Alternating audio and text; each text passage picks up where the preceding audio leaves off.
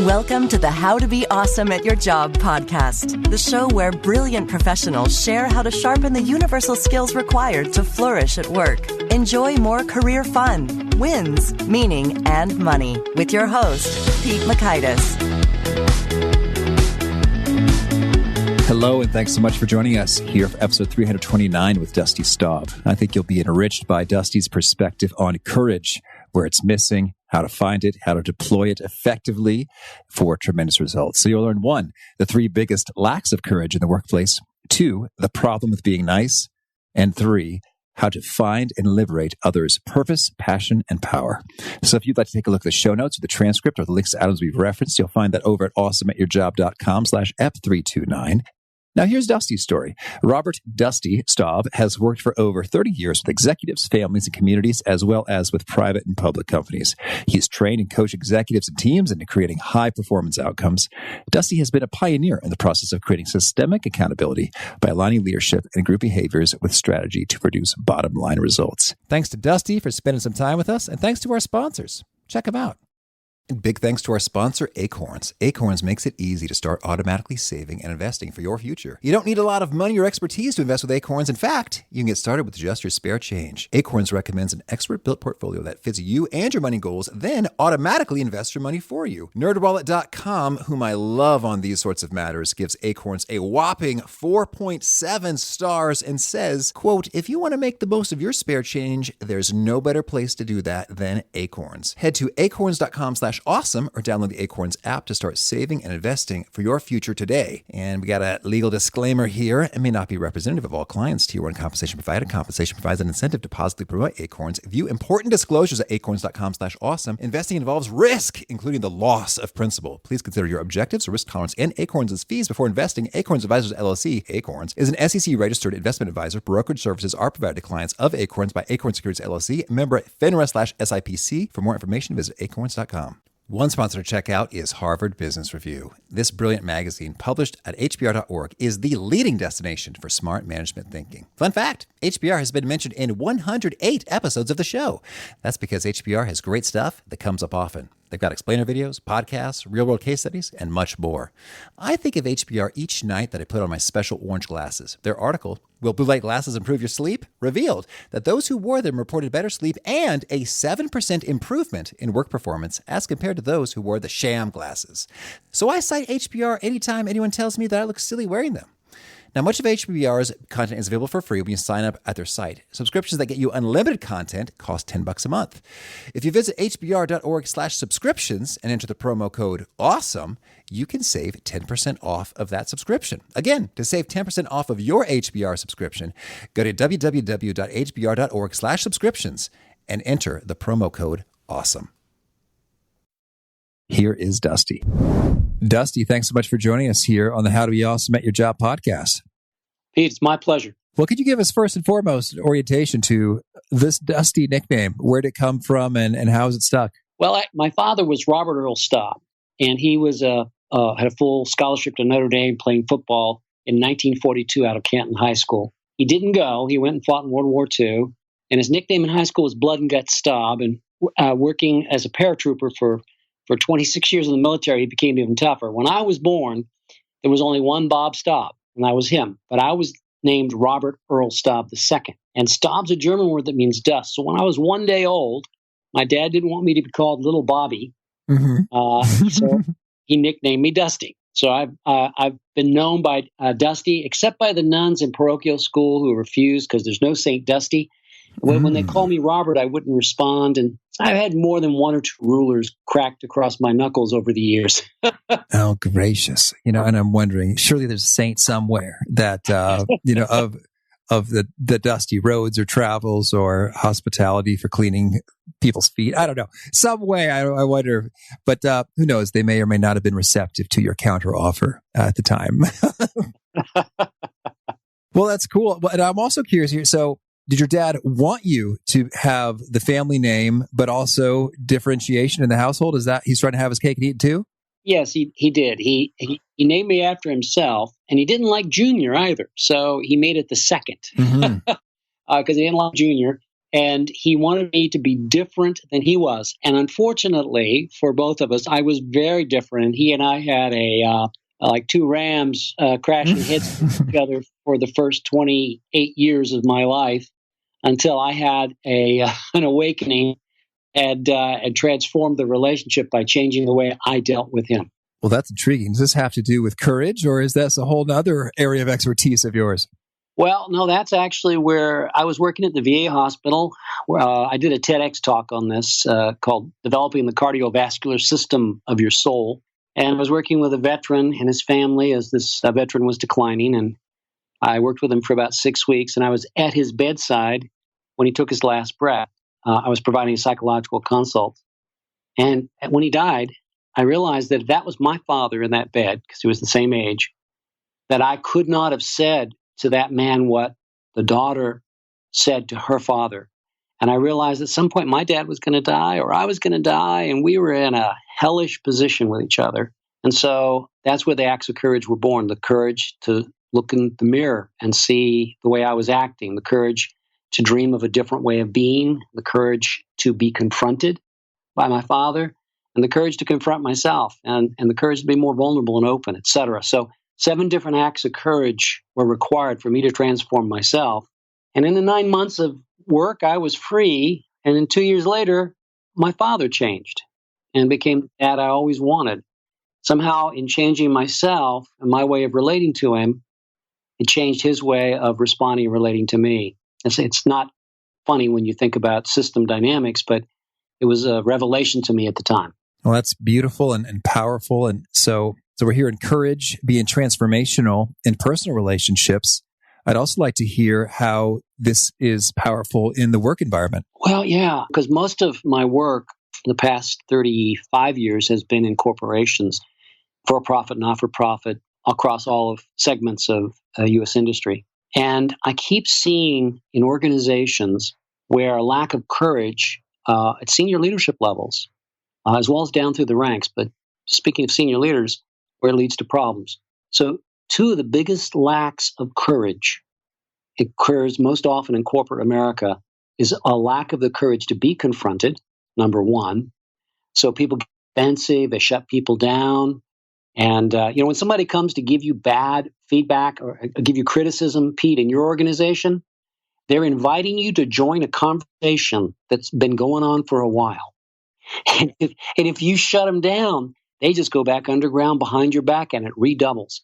And then you get blindsided, which is never good. And then the second lack of courage is the courage to confront, to tell truth to power, to a colleague, to a powerful subordinate, to a superior. And so people don't tell their truths. People don't understand what's going on because they lack the courage to be confronted. And there's a lot of issues there. Those are the 2 big ones. And I guess the third one I see is often a lack of the courage to be vulnerable, to be open, to admit I don't know, to raise my hand and say I need help. And those 3 acts of courage are really critical if you want to be a good leader and if you want to have a sustainable performance in your organization. Okay. Well, yeah, that's clear. And that's big. And I love that perspective in terms of, it's the conversations going on underground, and then you're sort of being invited to participate in it is what's really going on there, which is a beautiful reframe in terms of, instead of being defensive, to embrace it. And we had Kim Scott, who wrote the book Radical Candor, on the show earlier, talk about how she sort of had an aha moment when she had to fire somebody. And he was like, how come nobody ever told me this? And she's like, oh, yeah, we weren't doing him any favors at all, were we? By trying to be too nice and polite and dancing around the issue at hand that needed to be addressed. Yeah, and what I would say is people get addicted to being nice and being pleasant. And they're not protecting the other person. They're protecting themselves from the emotional reaction, from feeling like a bad guy or a bad gal. And when we don't give people honest, direct feedback, corrective feedback, as well as encouragement, we really failed them. And being nice is definitely not nice. I live in the South, and down in the South, in New York, if someone doesn't like you, it's a nice big F you. Down in the South, it's bless your little heart.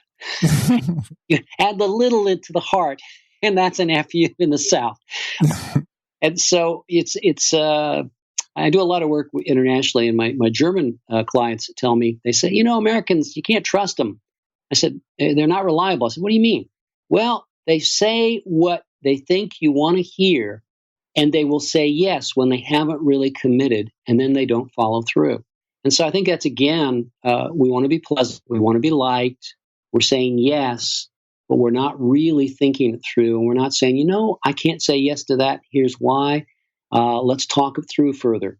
So instead of going deeper or being more honest in our dialogue and conversations, we are polite and nice, and we therefore fail an individual, a team, an organization, and it really damages careers. It really damages performance. Well, so we're talking about courage a lot, and I'd love it if maybe you could share some of the disguises or packaging or lies or excuses or rationalizations we use when we're really just, frankly, we're not courageous. So that's really what's going on. It's like we're really scared, but it gets dressed up or rationalized in some prettier terms that we use to ourselves. Yeah, well, one of the biggest rationalization, by the way, rationalize is a rational lie. Oh, tweet it. So we rationally lie to ourselves, and there are psychological mechanisms. I talk about this in my second book, The 7 Acts of Courage. I talk about the defensive mechanisms of denial, of projection, of blame, of rationalization. So we rationalize. I don't want to hurt Dusty's feelings. I don't want to rock the boat. Things are okay. I can work around this. We can just work around this person. This person's been with me a long time. Yeah, it's in over their head, but we can carry them. There's all kinds of rational lies that people tell themselves. They'll even say, well, that person was just mad at me. That's not really true. We do 360 feedback.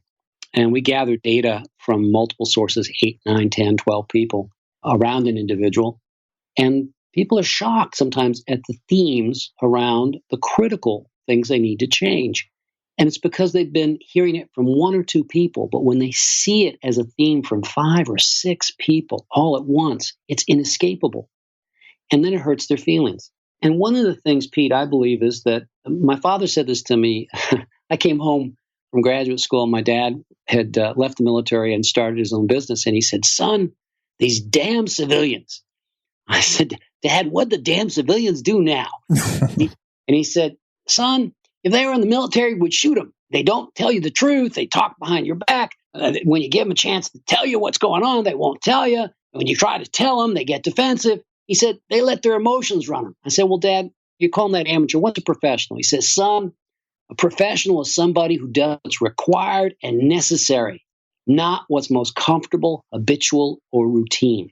And Pete, what I see in so many of the clients we work with, and so much when I read the news, people do what's habitual, what's routine. They do their personality.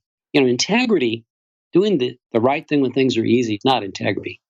Doing the right thing when it's hard, when it's painful, that's integrity. And we talk about a lack of integrity in corporate America, a lack of integrity in politics right now. Well, until people start showing the courage to be confronted, until people start having the courage to tell the truth without laying down judgments. I mean, I can tell the truth to somebody in a way where they thank me, or I can tell the truth in a way where the person feels judged, belittled, and put down. So when I say the courage to confront, it's the courage to confront with respect and compassion.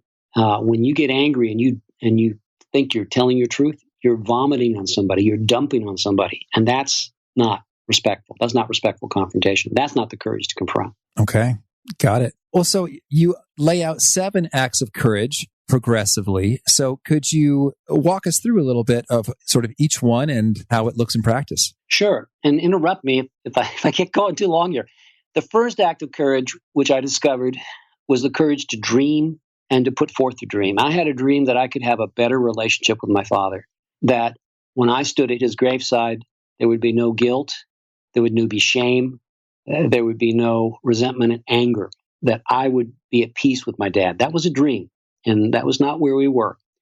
And it takes courage to put that dream out there because the world is full of cynics. We have internet trolls. You put a dream out there on the internet, you're going to have all kinds of people telling you can't do it, and why you can't do it, and what's wrong with you. But there's never been a statue or a tribute created for a critic. It's for the creators of the world. So the To dream and put the dream out there is the courage to say, I'd like this. You might fall flat on your face. I had the dream. I've had many dreams. And until I put it out there, until I begin to express it and tell other people what I want to create, it doesn't really become real. You can't keep it a secret. So that's a big one. Okay. And so when it comes to the courage to dream, in a way, dreaming seems easy. It's like, hey, you're just sort of thinking about something. But what kind of stops that from happening in the first place? Well, there are many people who tell themselves they can't have it. There's a wonderful book by Robert Fritz called The Path of Least Resistance, and he talks about the creative mindset. In there, he lays out stuff that I found to be very true, which is we want something, but we tell ourselves we can't have it. And so we listen to that voice and we give up on the dream. And so the dream is just a pipe dream. But when I say, so I'll give you an example. When I decided I wanted to change my relationship with my father, I'd always dreamed of a better relationship. I realized that I needed to tell my mom, I needed to tell my friends, I needed to tell my dad. I wanted to have a different kind of relationship with him. And I knew my dad was going to laugh at me and be critical. I knew that my mom would be sympathetic. I knew some of my friends who were mad at their dads, would think I was just caving in. And some of them would be supportive. But when I put it together and said, I believe I can create a better relationship, I don't expect him to change. He won't change one bit. What I will do is change how I respond and what I do. I'm going to stop being critical. I'm going to stop finding fault. I'm going to stop complaining about him. I'm going to stop yelling at him when he yells at me. I'm going to start working on showing some appreciation for what he's been through. He went through 2 wars, World War II, Korea. He grew up in the Depression, et cetera, et cetera. So by beginning to express that dream and put it out there and make it concrete, until you make it more concrete and you give some scope to it and you begin to express it, it's just a pipe dream. And it takes courage to do that because there's a big part of us that says we can never do it. Okay, gotcha. And so then the second act is the courage to see current reality. How's that play out? Yeah, and the reason I have that as the second act is you first need to know where you want to go and start to claim it. Then the second is you have to have the courage to see what's working for you and working against you. And so again, using my dad and as an example, just sticking with that image, I had to look in the mirror and see the nasty way I had of reacting to him. And I totally justified my behavior based on his behavior. And there's no justification for bad behavior. I don't care. The other person can engage in egregious behavior. My behavior is not tied to that. Otherwise, I say that I'm just a reactive machine. They push this button, I react. They push that button, I react. And instead, my father was going to do what he was going to do, and I could choose how I was going to respond.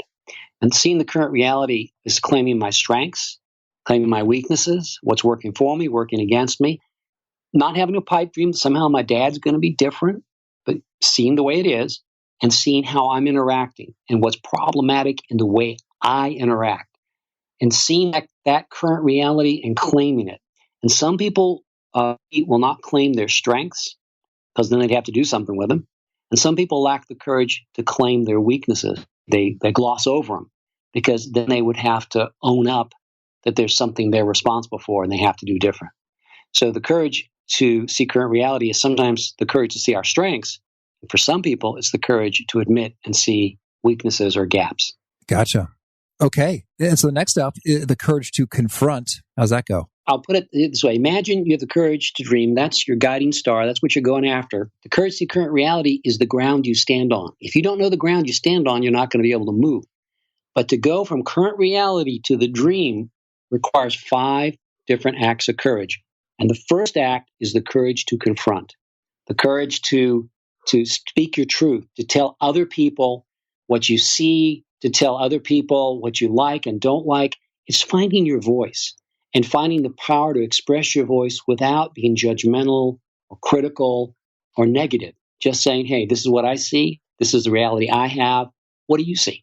So we engage in a dialogue rather than a one-way conversation. Okay. And then likewise, there's the courage to be confronted by the other. Yeah. That's the fourth act of courage is the courage to be confronted. Some people will dish it out. There are people who have the courage to confront. Right now, I think of our president of the United States. He will put it out there. He doesn't do it nicely, but he puts it out there. But he lacks the courage to be confronted.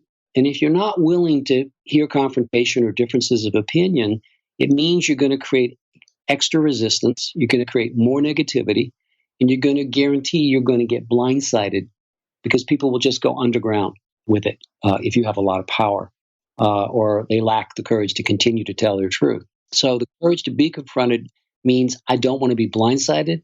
I want to take it's like, crossing the street, big highway, busy highway, a thoroughfare in New York City, but putting blinders on that are about 3 feet out. You're going to get hurt, maybe killed. You want to take the blinders off. You want to have the courage to be confronted. You want to have the courage to let people tell you things, maybe not always in the nicest way.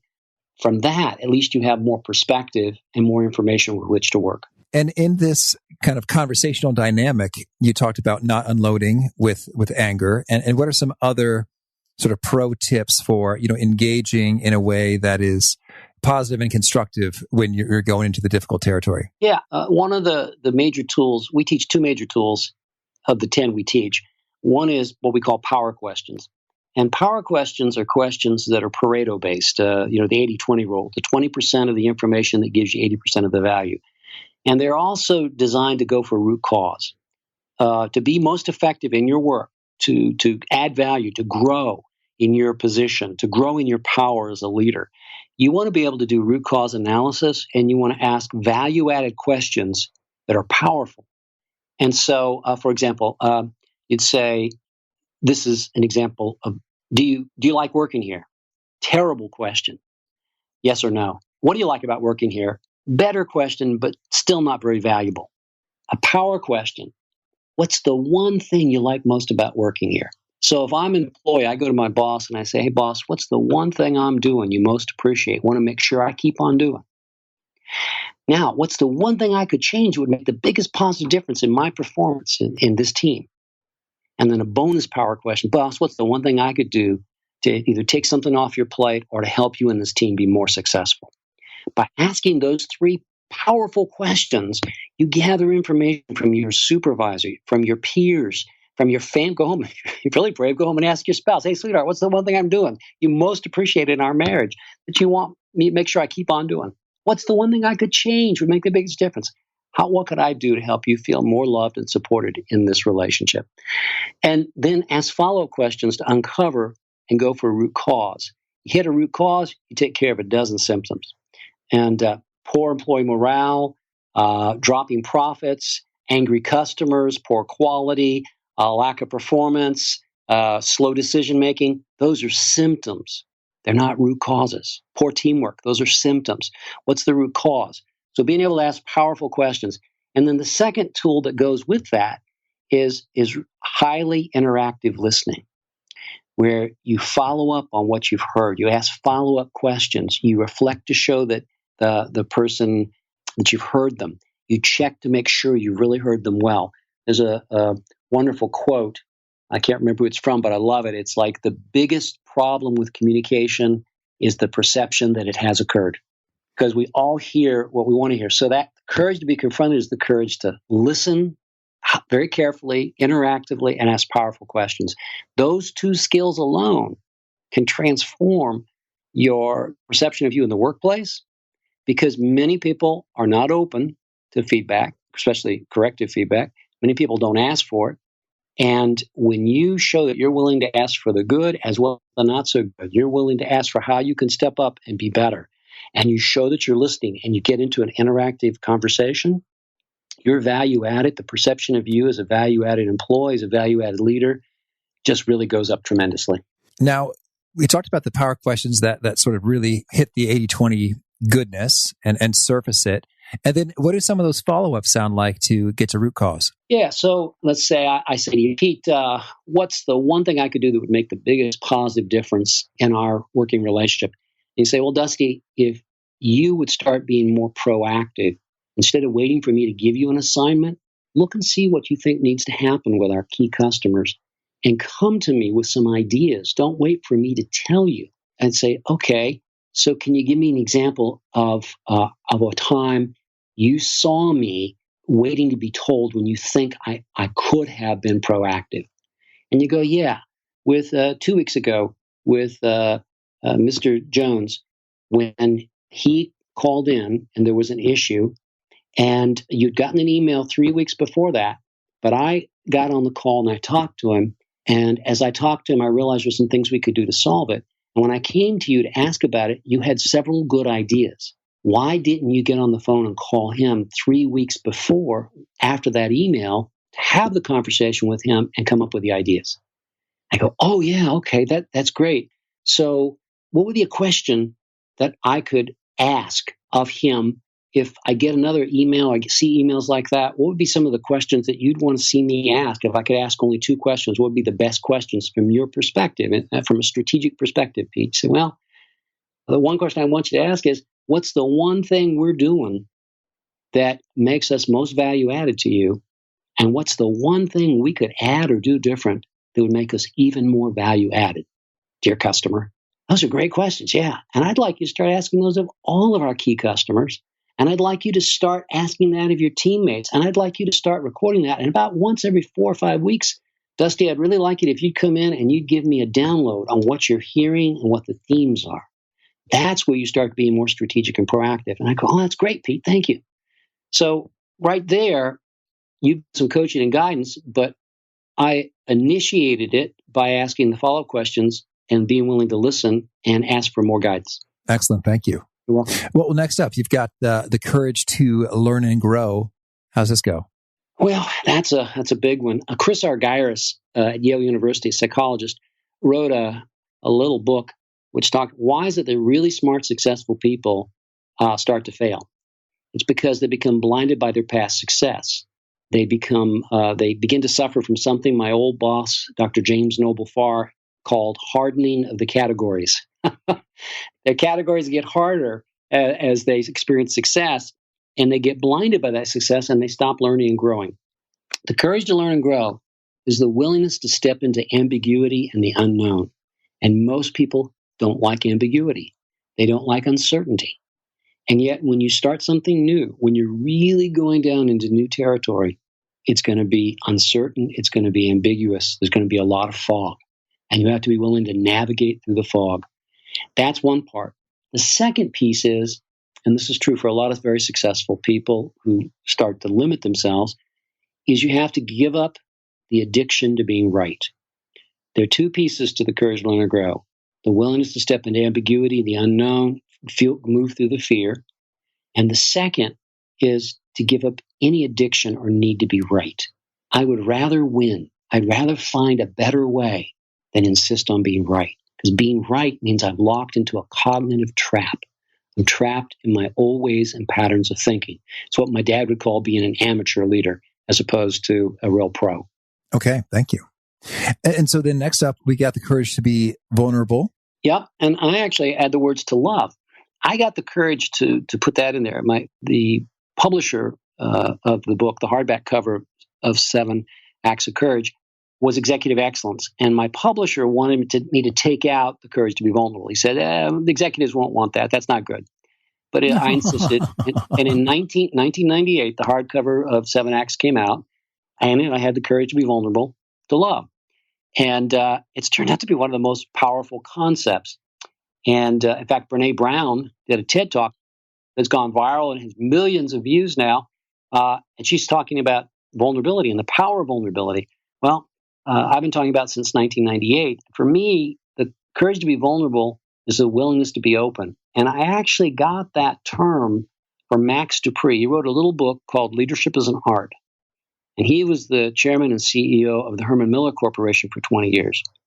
They were 456th in total sales in the Fortune 500, but number 12 in total return to investors. And in his book, he said, first and foremost, a leader must be willing to be vulnerable to the strengths, talents, and wild ideas of the people around him.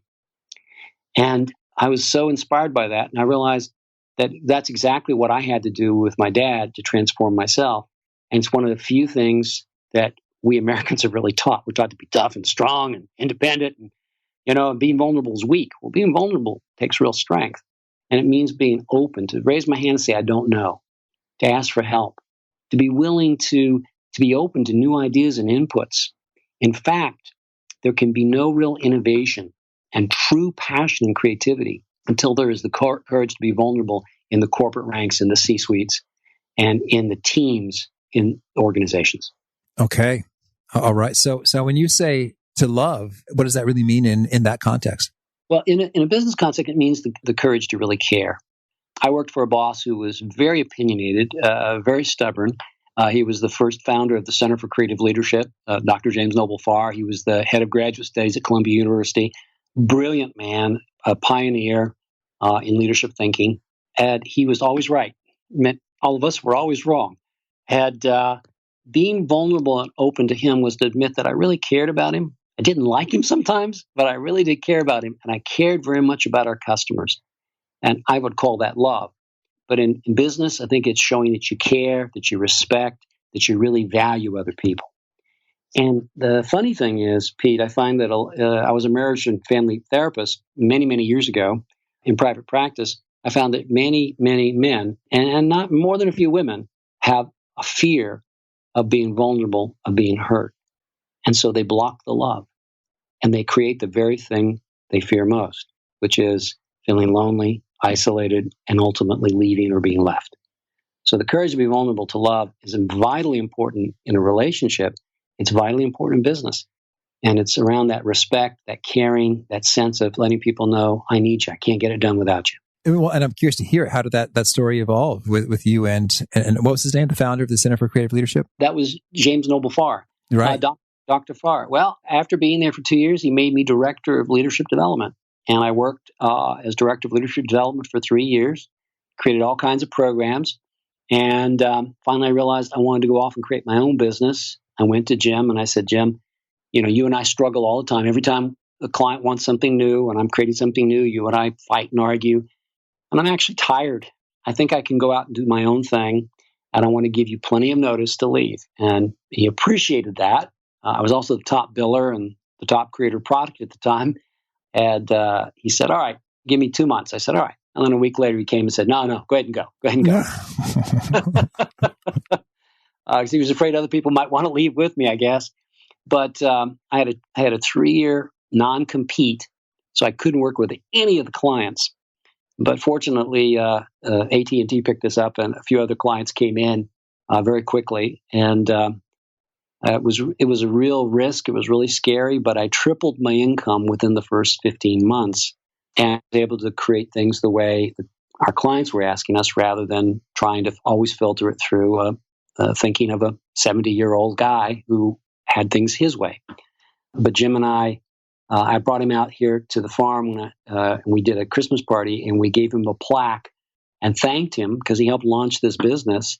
And I couldn't be where I am. We couldn't have had all the success without him and his teaching. And he said something really nice to me. He said, Dusty, he said, of all the consultants I've worked with over the years, you've done more and taken my work further than anybody else. And I really appreciate that. And he and I were planning to do some things, and then he died from heat stroke at the age of, he was in his early 80s. Oh, man. Yeah, but it was always that sense of respect and caring, even when I needed to leave to start my own business. And you can do things like that if you treat others with respect and dignity, and you have that willingness to be vulnerable and open. That's huge. Thank you. And then your final piece there is the courage to act. What's behind this? The courage to act is where it all comes together. And it's the seventh act for a reason. One of the things that I think that you do in this podcast is you help people to really be awesome in their jobs, to really step up and play their game at a higher level. And so for me, wisdom in acting, there are people who have the courage to act, but they do it without really thinking. They don't do good critical thinking. They're not strategic, so they're very tactical. And there's lots of activities, and they're acting on lots of activities, but not their highest and best use.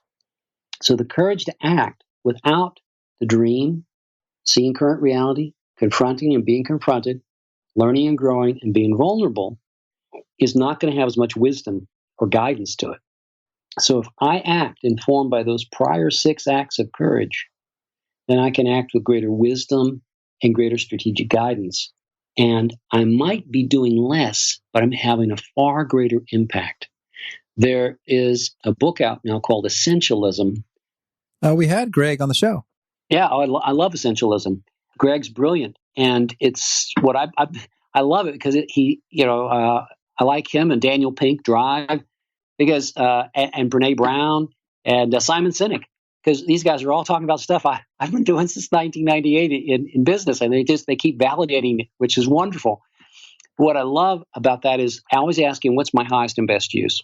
Looking at all the things on your plate, all the things you can say yes to, all the things you're being asked to do. The vast majority of them offer minimal value, and there's some that offer tremendous value. And being able to act informed by those prior 6 acts of courage allows you to act in more of an essentialist way, saying, what's my highest and best use? What's tied to my dream, tied to my strengths, tied to what I'm willing to address, tied to the information I'm getting from listening to other people carefully and to criticism, to being vulnerable and open, to learning and growing and stepping into the unknown. What are the things I can do? And then reorder your priorities, reorder your goals, and let some of the goals go. What is it I should stop doing is a great question. What is it I need to start saying no to?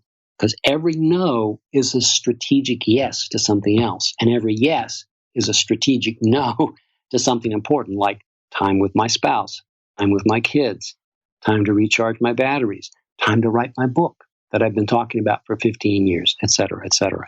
So Greg's concept and his way of looking at things, I think, is a great gift. And it's a key question. How can I be more strategic and offer greater value? And instead of being hypnotized by activity and being a good guy and always saying yes, I need to be able to say no politely, respectfully, because I'm saying yes to something more important. And do you have any thoughts when it comes to this courage stuff? It's inspiring. It gets you going. Like, yeah, bring it on. At least that's how I feel. So thank you. It's fun. And so, do you have any tips for bringing in wisdom and prudence to ensure that you are applying this well and not in a way that could, be overzealous or problematic? Oh, yeah. That's a great question, by the way. And it's possible that somebody could take one or more of the acts of courage and go rushing off thinking, this is great, but they haven't really thought through the implications. So again, it's like pick your battle. So the courage to confront means being willing to tell your truth, but doesn't mean you tell your truth all the time to all people, every situation. So you need to say, all right, is this the right situation? So an employee who confronts the senior leader in a town hall in front of other people is never going to get a good response. Even if the guy or gal is a great leader, they're going to feel some defensiveness. And the better confrontation or conversation is a one-on-one and done politely and respectfully. And yet some people don't get the courage up until they can attack somebody in a public setting. So I think being prudently aware of timing, of what am I trying to accomplish? Because you can win a battle but lose the war. I want to think long term. What do I want to create? How do I want to be seen as value added?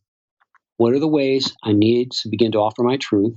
And let me stage it, because I may not be able to tell all my truth all at once, but what's the first phase? What's the next phase? How do I see if people are willing to really hear me? How can I position this? And then also in listening, people might have 3 or 4 things they're critical of. And I'd say, Pete, of these 3 or 4 things that you're talking about, what's the one thing, if I could only do one of these, that would make the biggest positive difference? And you say, well, this one, because you know. And then I know what I need to work on. And then I can ask follow-up questions about that one and why it matters and what difference it would make and how we would know, how you would know, how I would know that I was actually making the difference. That then unpacks it. That's that interactive listening with power questions built in. That means I'm being prudent. I'm doing it with wisdom and information. Because to act without information, to act without guidance, to act without a plan, to act without asking for input and insight and corrective feedback is usually a recipe for disaster. Gotcha. Thank you. You're welcome. Well, Dusty, tell me anything else you want to make sure to mention before we shift gears and hear about some of your favorite things. Gosh, I would just say this, that I love the idea of helping people be really terrific in their workplace, being awesome at their jobs, which really drew me to you, Pete. And what I would say is that I think the essence of it is, how do we help liberate the purpose, the passion, and the power of those around us?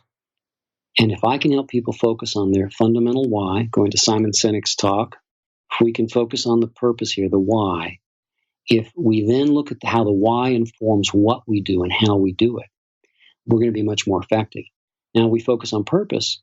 What is it that really turns you on? What is it that really is going to excite you? What's really going to make a difference? Where you're most passionate? And now, together, focused on, in a purposeful way on our why or what, and doing that which gives us the greatest lift, we're going to really liberate our power collectively. There's a term that I coined a number of years ago. I call it the effective intelligence of an organization. And one of the things we focus on is multiplying the effective intelligence of an organization by getting people to focus on these fundamentals and then giving them tools to help them move forward in a more powerful way. So I would say, wherever you are, whatever you're doing, if you can focus on the purpose, if you can then find where the passion lies and how to begin to liberate that. And my dad had a great quote. He said, "Son, any damn fool can tell you can lead a horse to water, but you can't make it drink. The trick is to get the horse thirsty. Then you can't stop it from drinking." So what makes someone thirsty? Do you know? What kind of questions do you need to ask to figure that out? And then how can we work together in the most powerful way? So liberating purpose, passion, and power, I think, is a key. Beautiful. Thank you. You're welcome. Well, now could you share with us a favorite quote, something you find inspiring? Oh, my favorite quote right now is one by Einstein, Albert Einstein, and it goes like this. He says, "There are two kinds of people in the world, those who believe everything is a miracle and those who believe nothing is." I'm the kind of person, Pete, who believes everything is a miracle. The fact that we exist, that we're alive, the fact that we can see, that we can hear, the fact that I can have this conversation with you on this mysterious technology, my children, the love of my wife, my family, beautiful trees here in the forest around me. Everything is a miracle. And I think that when we believe everything is a miracle, we're open to possibility. We're open to finding our best self. We're able to find more and more and continue to grow and discover. If I believe nothing is a miracle, it's all transactional. It's all just a series of transactions. You live, you work, you die. And I think it's the real issue is, how deeply have you loved? How fully have you lived? How completely have you been your best self? Beautiful. Thank you. Oh, you're welcome. And how about a favorite study or experiment or bit of research? Oh, gosh. Well, Google just released its research on teams. Google hired really smart, bright people, and they put these teams together, and they had some teams that were outperforming other teams consistently. And they were trying to figure out what the difference was. And they looked at over 200 factors. And finally, and this is on the Google site, and it's been listed in several other sites too. Apple News had it. But basically, they discovered that when they started looking at the research, there were 5 factors that make for great teams. But the number one factor that outweighed everything else was a sense of psychological safety. And if you think about it, in Good to Great, they're talking about the organizations that went from good to great engaged in vigorous intellectual debate that was not personalized, where you have the type 5 leader who's not egotistical, but really looks out at the world in terms of what he or she can contribute to the world and how he or she can engage others, as opposed to how everything can make him or her look better. And so vigorous intellectual debate requires a sense of psychological safety. If I feel that I'm going to be ridiculed, made fun of, punished for offering a crazy idea or offering a criticism or putting an idea out there or putting something half-baked or exploring something that I'm not so sure of, I'm not going to do it.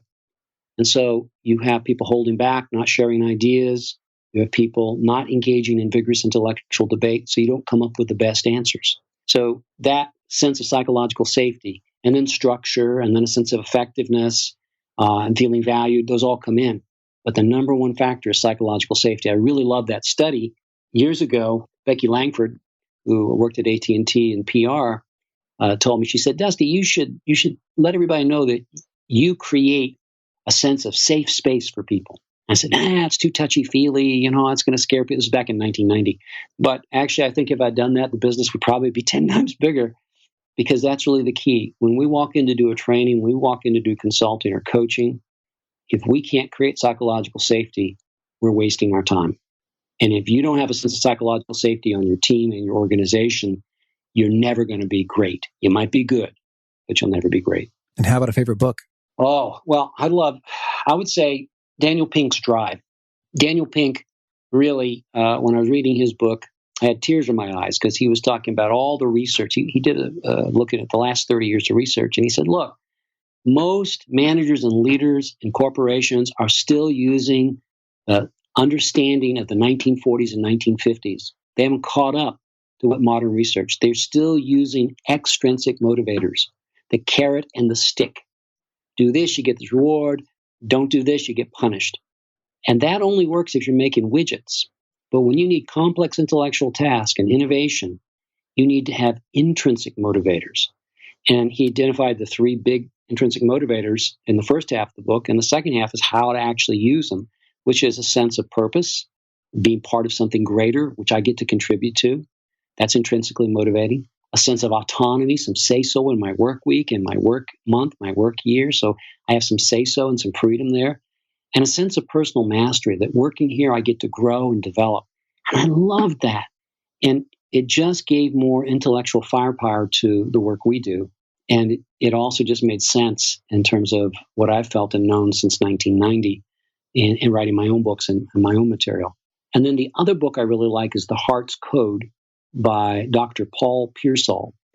And Pearsall is a psychologist who works with heart transplant surgeons and cardiologists. And he said that in all of his research and all of his work, that he's come to realize that the heart actually carries memories. And in heart transplant cases, people's personalities change. And some of the characteristics of the heart giver, the donor, shows up in the recipient. And he tells about 5 or 6 amazing stories in the book. And I was in tears throughout that book because I've always said, look, the essence of being a great leader is it comes from the tone and quality of your heart. And he just really brought that to bear when he talked about that from his own experience and from his own work as we're working with physicians and heart transplants and heart transplant recipients. And so those are 2 books I really recommend: The Heart's Code, Dr. Paul Pearsall, and Drive by Daniel Pink. Oh, thank you. And how about a favorite habit? Put first things first. Stephen Covey's 7 Habits. I love put first things first. Know what matters most and make sure you do that first. Make sure you put that first. What I see so many people do is we will put first things last, and we let the trivial few overwhelm us, the trivial many overwhelm us, and the important few get lost. So that goes back to Greg's book on essentialism. Let's focus on what really matters most. Put first things first. Let's focus on the essentials. And is there a particular nugget you share that really seems to connect and resonate and get quoted back to you frequently? Yeah. When I was a young psychotherapist, I came to a realization after about 3 years of private practice that I've really carried over into the consulting work in our organization. And it's simply this: no one can do it for you, and you can't do it alone. No one can do it for you. You've got to have the courage to step up and have the dream and see the current reality and confront and be confronted and learn and grow and be vulnerable and open and to then take action. No one can do that for you. And you can't do it by yourself. You can't go off in a cave and make everything right. It's through interaction. It's through learning. It's through listening. It's through help. It's through conflict and confrontation, through criticism, through appreciation, through recognition. It's the interactive nature of us human beings with each other at our best, and knowing that the intent is to help us be our best, that really helps. So I would say this, Pete: no one can do it for you, and you can't do it by yourself.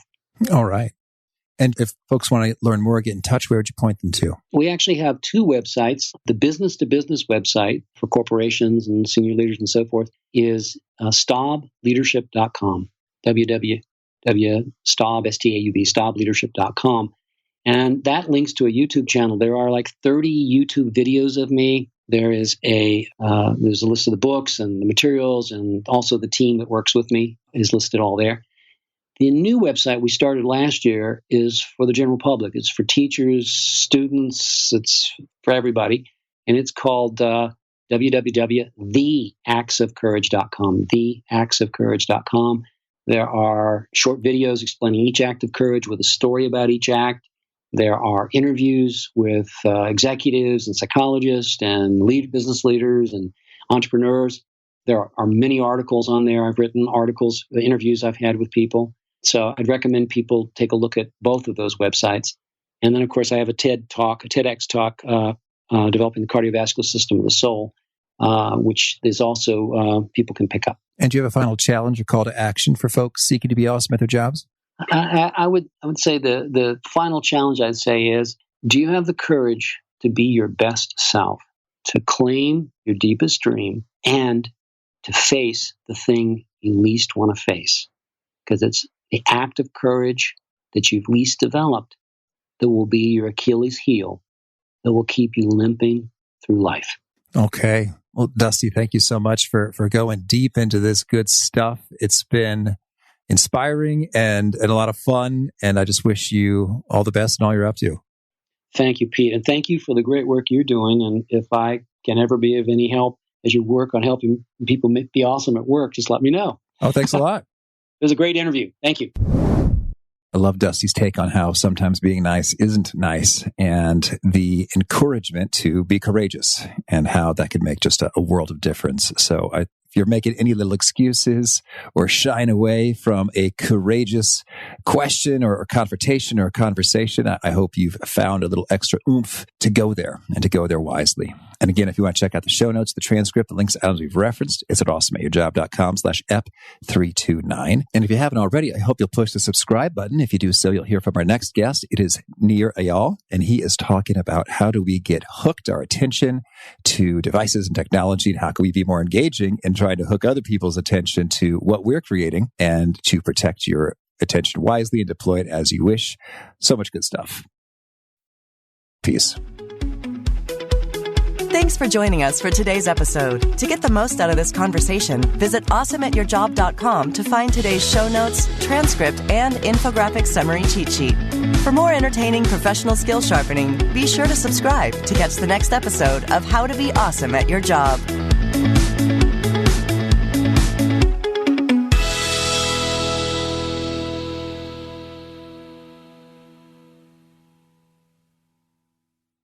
Tidy Cats knows that home is where your cat is. So they've designed the Tidy Care Alert health monitoring cat litter with your furriest feline in mind. Here's the inside scoop. Litter plays an important role in your cat's health, happiness, and well-being. Tidy Care Alert uses pH technology and color-changing crystals that are gentle on the paws to monitor your cat's health and alert you of any potential concerns. It's the perfect tool to help you ensure your cat gets the care it needs. Put your mind at ease and let Tidy Care Alert help you keep an eye on your cat's health.